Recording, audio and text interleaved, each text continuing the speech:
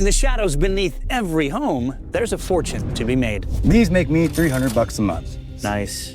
Boom. As they work their way through and find that little bar, Ah! I can crawl underneath this house, I can set 5 traps, and I can make $250. And my cost in this service would be about $10. This is Kris, a trained chef turned $60,000 a month entrepreneur. First 12 months, we did $166,000. Not bad. The job didn't cover rent, so I was kind of forced to go all in, and I gave myself 3 months to make it happen. If we grow it correctly, scale, and advertise properly, it could be $1 million service on its own. Wow. When most businesses outside of this industry failed, we thrived, and that's because the pest control industry is recession-resilient.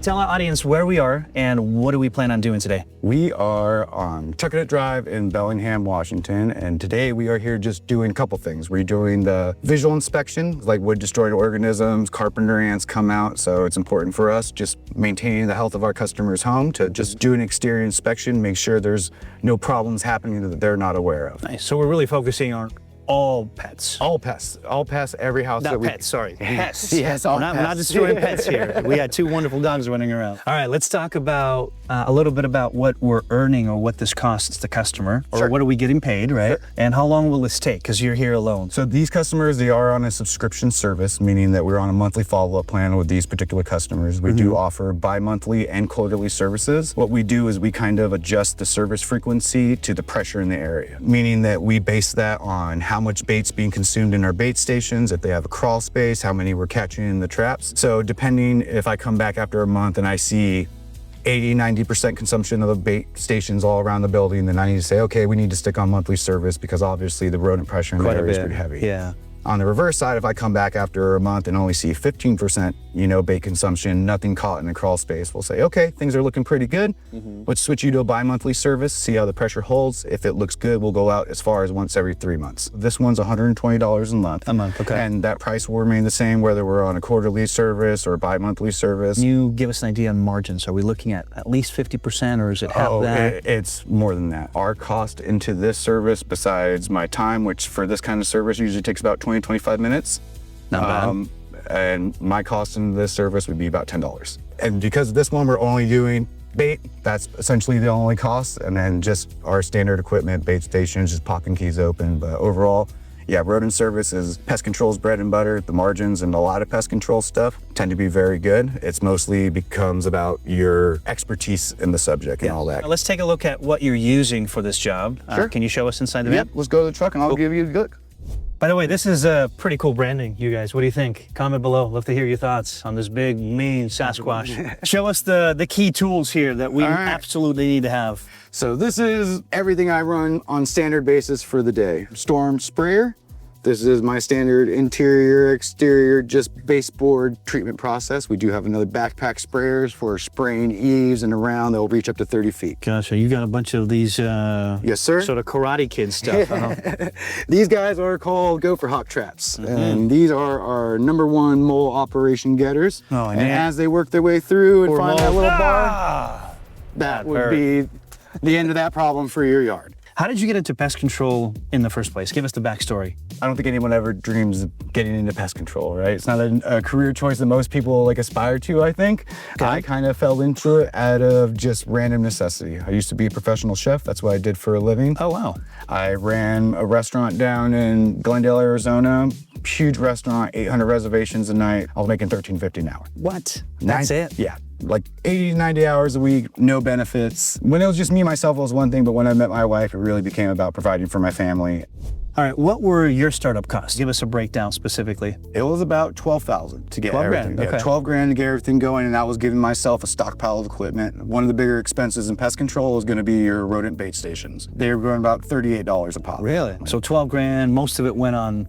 Most of it went Tools. on into tools, just a standard base set of our spray stuff for doing our spray services, and then a lot of installation tools. And we'll talk more about specific requirements, guys, maybe state by state as well later on in the video, so keep watching.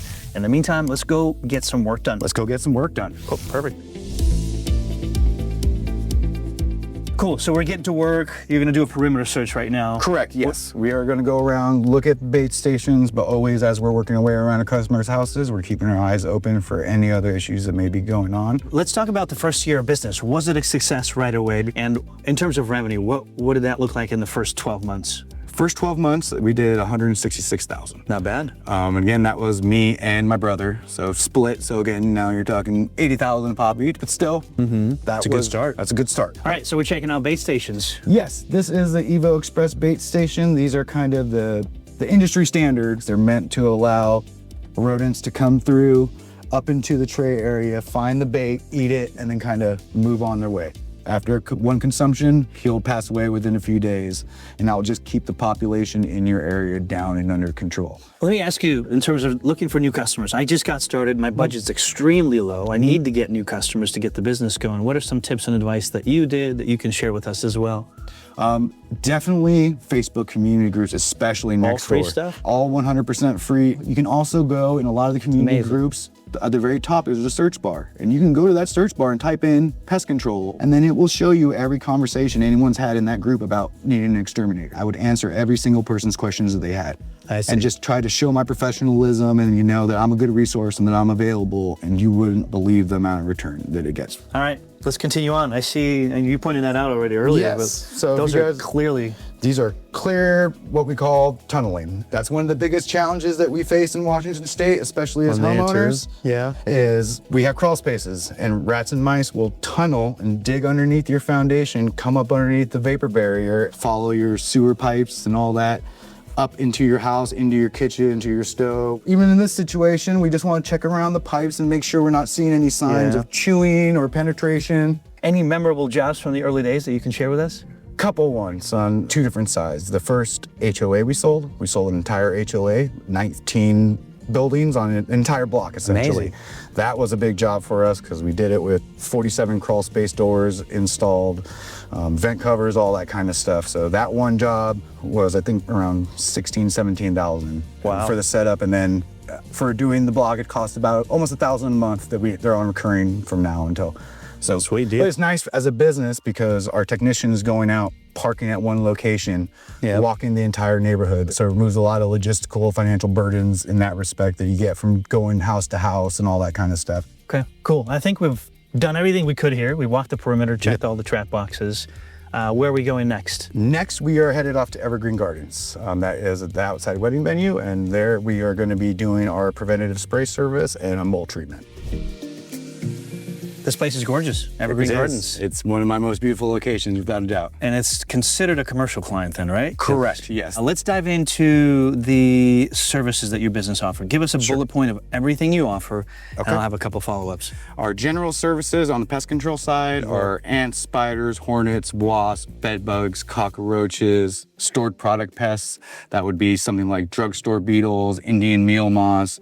So it's our job to come in, identify what's the infected source and what other sources they have now infected since they've come out, and then get those removed and then seal up anything else to prevent them from having that breeding location. And it's both outside and inside services, right? Yes. Okay. So all of our services vary to kind of just depending on the pest. What are the most profitable ones? Most profitable services are probably the ant spray services. Our cost into those is a bottle of concentrate will usually run you around $90. That bottle will come with 20 ounces in it. Each one of those ounces for, say, a sugar ant application, we'll sell at $275. So that $90 bottle will get one me treatment. for that one treatment, Gotcha. yes. And then the follow-up services will be around $70 a month, and we'll adjust that frequency to meet the activity level in the area. What about least profitable? The least profitable service we have are rodent initials, because the cost of the bait stations and all that kind of stuff is higher than anything else that we have. Makes sense. The follow-up services are where we make our profit. Year 4 in the business, give us a breakdown of year-over-year revenue, and what's the general business industry margins that you're shooting for? Our first year we did 166,000 between my brother. Our next year we did like 375,000. Okay. Last year, 2024, we did just under 600,000. Whoa. This year we're expecting to be anywhere from 750 to $1 million. My goal was to be a $1 million company within our first 5 years, and I think we, especially now with the advent of wildlife, we can reach that no problem. Gotcha. What about margins? What are they in industry standard? Like at least 50%, I would imagine? Or I would say probably closer to the 30-40% range. okay, that's still It's still very good, fair, especially yeah. coming from the restaurant industry. industry where margins are 5%, you know, and 1-2% can make or break the difference between your company. Yep. Pest control, a lot of it comes from not the cost of materials, but just your guys' experience on the road and whatnot. People, it's not the cost of the product, it's about us having the knowledge to do the job and break it down, and then switch that not only into the spray service, but then like the rodents, the exclusion work afterwards. That helps us raise our profit margins quite a bit because we're not just selling the preventative service, but we're selling the repairs as well. Some people run from pests. Others build seven-figure businesses chasing them down. Because the truth is that when the entrepreneur bug bites, there is no going back. We run straight towards the chaos. You've got ideas to build, expectations to defy, and creative itches to scratch. But chasing the dream of setting up a business shouldn't mean wrestling with confusing paperwork, shady fine print, or unnecessary subscriptions. That's why tools like Busy exist. They've helped over 1 million entrepreneurs set up shop with 0 hidden fees, no surprise renewals, and 1 simple upfront service fee. Built by entrepreneurs for entrepreneurs, Busy knows what you need to get your business going. LLC formation, compliance tracking, and even a free registered agent for your first year. All handled by folks who actually get what it's like to build something from scratch. With Busy, starting a business has never been easier, faster, or more affordable. No gimmicks, no hidden costs, just the tools you need to set yourself up for success. If you've got the itch to build something of your own, click the link in the description and get your business going today with Busy. All right, blitz time with Kris. You ready? Yes, sir. All right, what is the most bizarre find on the job? Northern alligator lizard, without a doubt. Oh, you gotta look that up. Didn't know we have them. How do you celebrate wins? Just in small ways with my wife, go out, enjoy a nice dinner together, and just appreciate the progress we made. Where you're at, awesome. If pests could leave a review for you, what would they say? 0 star.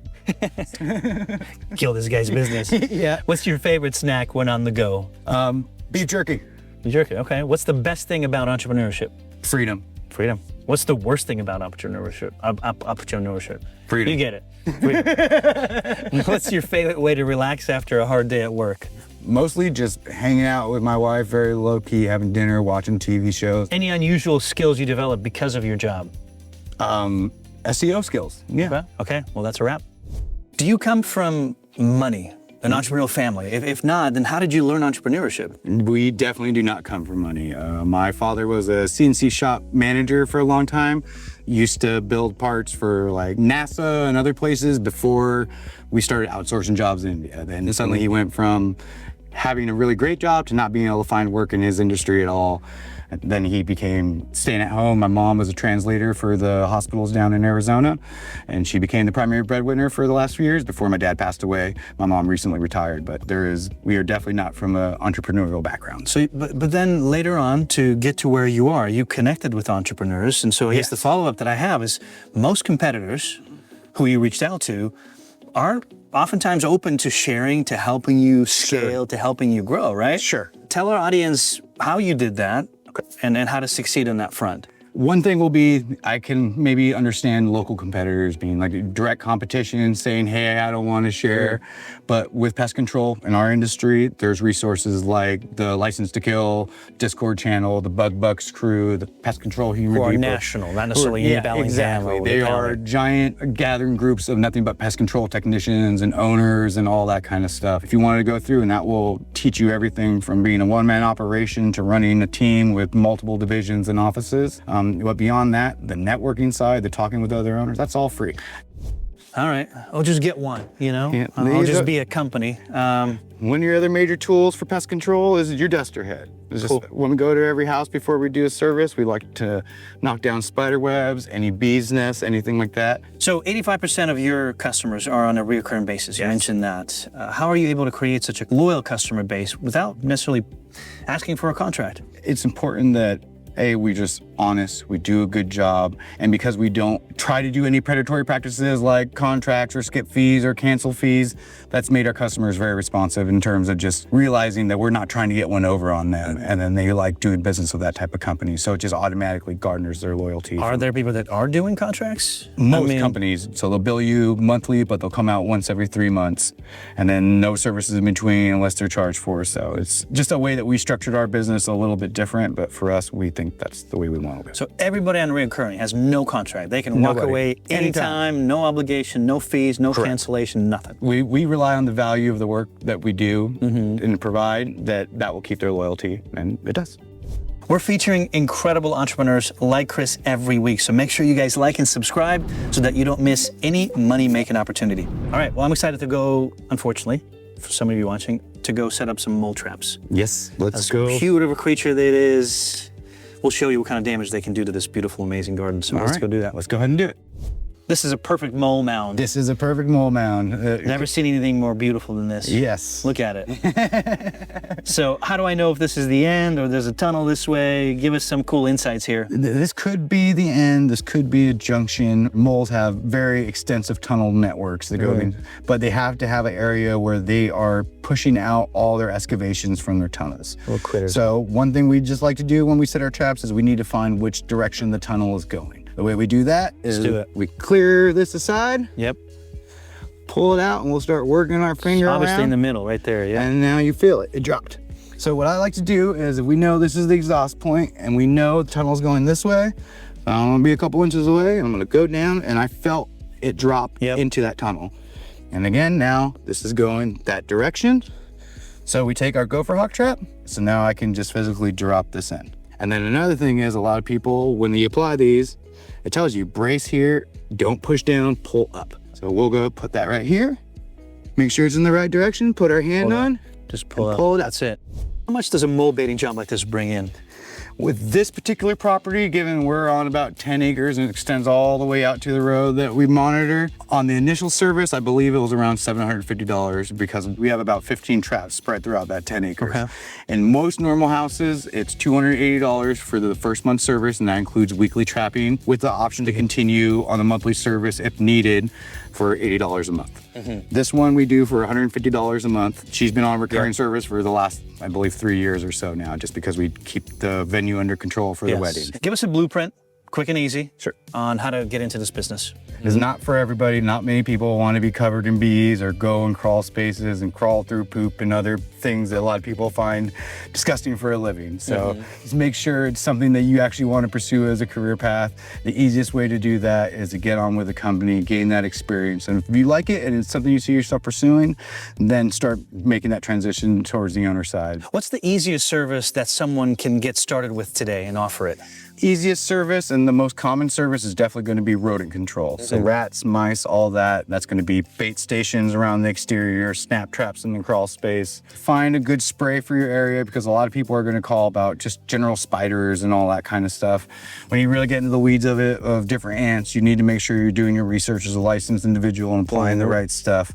But the basic bread and butter is definitely always rodents with pest control. Guys, hold up before you go fighting rats, bats, and spiders, because remember, starting the wrong business will cost you time and money. While Kris chose physical work, UpFlip's instructor Adam makes $58,000 a month working 2 days a week with vending machines, and Frank makes $2.2 million a year going viral on social media. The difference? Finding a business that fits you, your strengths, your goals. Click the link below and we'll analyze your strengths and goals and reveal the perfect business for your personality. Go on, click the link below and get total and complete clarity on your entrepreneurship journey. All right, let's get out of this commercial client, essentially, right? And let's go check out a typical residential job. Yes, we are headed out to Algier to do a rodent service for one of our current monthly customers. Perfect, I'll follow you. Perfect. All right, cool. So this is your typical residential job site, right? Correct. What are we doing here today? Today we are doing the normal preventative rodent service, and then we're gonna go down into the crawl space, check our traps, make sure if we have anything caught, we get them removed. This family on a reoccurring as well? Yes, they are. Cool. So especially in rural communities like this, these customers tend to stay on service the most because they have the most amount of rodent pressure. In the cities, because you're kind of buried in neighborhoods, it's kind of when rodents work their way to the area. And then today we're also just gonna be looking at vents and just getting staged up on account of installing what are called Vent Guard Pros. Okay. And these are screens that go over the normal foundation vent screens that are much more durable. You work with your brother. What's it like when you get into disagreements? What's it like working with family? What's your advice to our viewers? I mean, me and my brother, we don't always see eye to eye on things, but what we do is we have the same outcome in mind. We want to take care of our families, we want to take care of our employees, we want to build something lasting. And generally, whether your ideas differ or whatever, we'll come together, we'll talk it out, and then we're going to make the best decision for everyone involved. That looks pretty solid, by the way. Yes, this is called Never Guard seen Pro. those. Yep, these are products made by a company called AAC. So these are powder coated steel. They work in a two-prong system. They take the frame like this, and what we'll do is we'll get it mounted around the scope of the house. Use a roto hammer, you'll drill your mount holes, mark them, mount it, and then the way that it works is this will come and snap over the top. And you got any two pins on the side, and that will make this rated to everything up to raccoons, essentially. I like that. What's this costing you? What's it costing the customer? These vents cost about $30 our cost, and we sell them about $90 each installed. Whoa, okay. It's a little more higher priced object, but a lot of people, especially in this area, product, they see the value in it, and they see the value of, okay, I'm addressing this, and I don't need to worry about this problem again. So you talked about the importance of referral marketing, especially when you're starting out, right, Kris? Yes. Give us a masterclass on getting referrals for a business. I think one of the best things you can do is build local partnerships. We run into a lot of things that fall outside of our purview of work.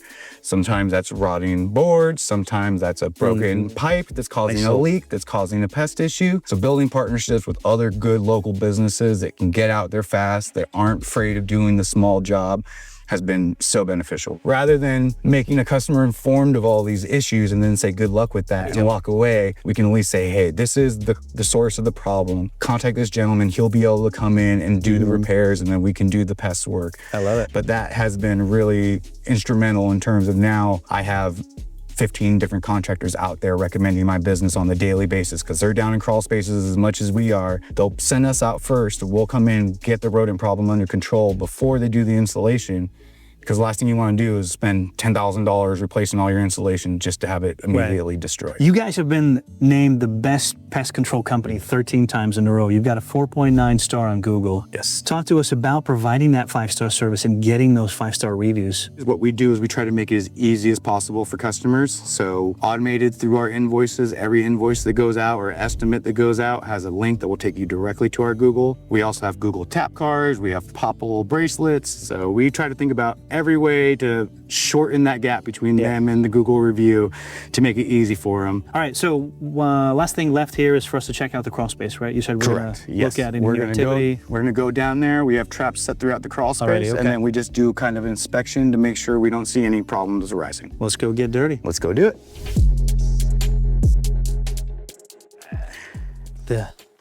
The office that generates cash. And you'll see coming in, we already have one little visitor. And actually, over here we have another one. I think he had too much to eat on that one, right? Some of that could be he was full and hungry. Another of that could be the decomposition process is setting in and they swell before they flatten. I heard, yeah. So we just want to get this changed out. Put this guy in the bag here. You're not going to be doing this for too long as a business owner, obviously, right? That's kind of the evolution of my days being an operator. This is the first year where I'm no longer a full-time on-the-road technician. I've fallen back to probably half of a full route, and the rest of my time I'm spending it into marketing and SEOs and the other business things that building of the business. Correct. Right. And that's why it's important to get guys that you can trust to manage the other side of the business so you can train your focus to where you need to as a business owner. What's the most shocking thing, Kris, about entrepreneurship that you think most people don't know about? I think there's a giant misconception of people like, I'm gonna go work for myself and it's gonna be easier. I see. It's the complete opposite. You're never work more hours in your life. Blessing to my wife, as good as she is to me, and understanding of all the late nights and all that we put in to constantly make it happen. When I get home, my day does not end. A lot of work. I stay doing computer work and SEO stuff all the way until we go to bed, almost every single day.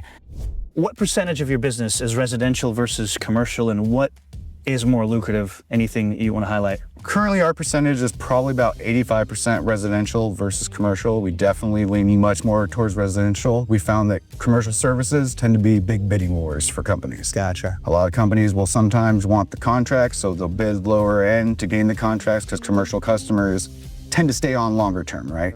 They're a consistent account, they'll stay on, so a lot of companies see the value in giving a better price to secure the account for the long term. We don't focus on contracts, so we don't really like to do bidding wars to the bottom. We're a small business. We need to do what price works for us as a company, but mostly our bread and butter is residential service. And so for that reason, you will focus just on residential more, Yes. always, right? For somebody starting out and watching this right now, what would your recommendation be? Obviously, focus on residential starting out? I would say don't limit your options. Keep your doors open and, make yourself available to the customers that are willing to work with you in the service program you provide. I had one customer that I did one service for him, and then he gave me 35 accounts the next day. Oh, wow. So I had no idea that, he managed an entire rental property management agency. Good. But so if you go in like that and just keep your doors open, you'll be surprised how the universe rewards you. Be the yes man. Be the yes man, yeah. I want to talk about the rep.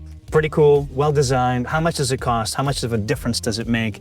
This one was, I only think about $600 to get done. Not bad. What kind of difference does it make, Kris? That's what I want to really focus on. Like, why is this important? I see constantly me driving around, I see people reacting to my vehicle. Some people point and just say like, what the heck is that?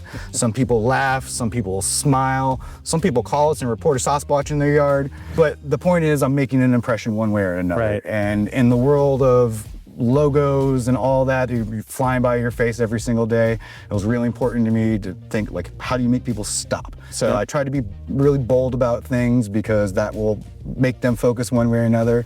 And then in the future, if they are having a problem, we're gonna be that little memory twitching around in the back of their head, and hopefully that will get them to start with us. Give us an idea on overhead cost for the business today. Monthly overhead costs right now are probably in the range of about 30 grand. 30 grand, okay. 30 grand between payroll and then making sure we're getting stock up on bait stations and the here and there equipment. That's about what it runs us. And payroll is probably the majority of it, right? Payroll is the majority of it. Do you have any lease payments on business offices or anything? No lease payments. Thankfully, we were just able to work a great deal with our in-laws and buy our office location. It's our home/office location, but it's perfectly zoned for the business and on the busiest road in Bellingham, which is great. We are investing more now. Everything in our profits, we're rolling right back into systems and operations to make sure that we're operating as smoothly as possible and on the best level possible for our small business. What is your pricing strategy? What's your advice to just be priced well? Not the cheapest, not the most expensive, or maybe I'm wrong. What do you think? I think the easiest way for that is you can start calling your competitors and asking how much they charge for services. Yes. And then you have to make that choice as a business of where you want to fall in that range. For us, we are definitely not the cheapest in town and we're not the most expensive. We tend to fall right towards the middle and we kind of like that placement. But most importantly, do what's right for you as a business.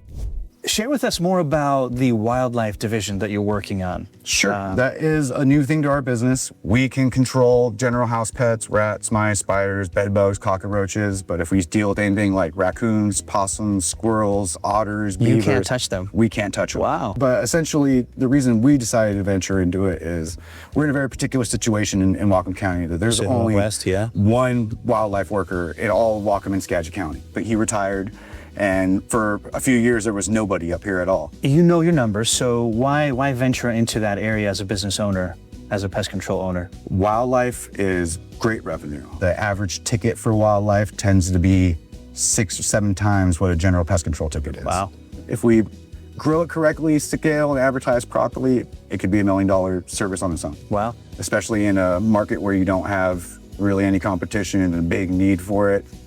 So that was a lot of us investing in trying to find the right guy. We actually brought a guy all the way from Pennsylvania over here. Wow. But looking at 6-7 times the pest control division. Correct. Definitely something you might want to consider is opening up a wildlife division. So yes. Thank you for sharing. What's one thing you wish someone told you before you became an entrepreneur when it comes to running a business, etc.?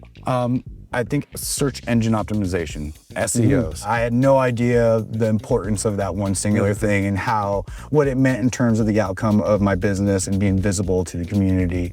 So when I had companies contacting me, asking me for $5,000 a month to do SEO work for my business, I got to a point where I was kind of shocked.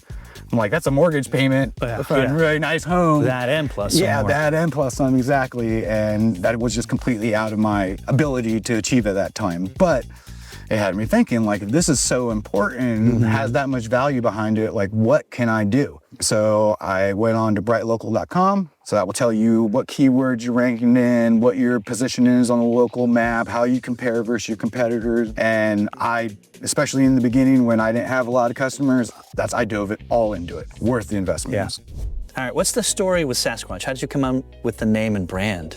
Sasquatch, or Bigfoot, is synonymous with the Pacific Northwest. We had 3 different names chosen for our business between SOS Pest Control, Sense of Security Pest Control, Mantis Pest Control, because mantis are good predators. A lot of people use them as an environmental pest control method. And then we had Sasquatch. What we did is we had our own little focus group of friends. I went on to actually, I think it was Fiverr, and I hired artists to create all logos for each one of those. And then I sat down with my focus group of friends and had them go through the logos and tell me their opinion. It was an obvious choice then? 25 people, all 25 went directly to Sasquatch and said that was the most memorable to them. And in my head, that's the most important thing, is I need to leave an impression. I want, in the very end, to be remembered. So when they all told me without a doubt that they would remember this one, that solidified my choice into Sasquatch. What's your secret to handling unhappy customers? I would imagine it's a small fraction of... Thankfully, it is. I think it's about managing customer expectations. Sometimes when you walk in, customers are unhappy because they have this preset idea about what this treatment will be or service will be. And a part of our jobs is making them understand our processes and why we follow these processes and why it's important to follow them in that method. Again, if you explain to them, hey, we're here to follow these reasons because this is what's going to keep you safe, the family safe, best for the environment, it's really hard to argue with that. Yeah. I don't pass blame upon them. If there's some responsibility I need to take, we will take that responsibility, and then we will go about, again, offering a free service. Yeah. Say, if we really messed up for whatever reason, I'll say, I'm gonna give you your next 3 services for free. What are some of the biggest challenges that you've faced as an entrepreneur, and how did you overcome some of them? There was definitely a lot of challenges. If you've never grown a business before, everything feels big and new and scary beyond the normal scope of work. But figuring out payroll, figuring out healthcare, figuring out all hiring these things, people, exactly, that's a scary hiring people, process. background checks, all that kind of stuff. It's all a scary process. What's one thing that stands out to you then? Definitely the background information on people. Just making sure that if we're hiring somebody, that they're going to be trustworthy, respectable. I'm not sending out felons to my customers' houses and stuff, right? Because a lot of our customers, we operate vacation rentals and stuff where we have keys and access to the property to come do the service while nobody's there, because that's what's best for the client. We got to make sure that when we're sending somebody out, that they're treating the home like it's theirs and that we're doing the best for our customers. You mentioned pest control being a business that's somewhat recession resilient. Why is that? Yes. Even in, say, an economy like we are, where we have millions of people behind on their mortgages, if they do default on their mortgages, those houses are going to go up for sale. And usually as a prerequisite of sale, they're going to require that somebody comes in. So even in situations like COVID or the last housing market crash, pest control went up 10-15%. Because in COVID, more people were home, now having to deal with the ants crawling all over their stuff. And the other housing market crash, kind of a situation where we seem to be getting to now with more and more people being behind. If everyone goes under on those homes, those houses are going to be, have to be inspected by a condition of the bank. Right. And that they're not going to be. Puts us in a very weird position where we can capitalize that and be the service that they offer because it's needed. It's just a requirement as a condition of sale. Want to hear about another lesser-known service that could make you bank? You'd be surprised how much dog poo pays in episode 209. Like and subscribe, and we will see you next time.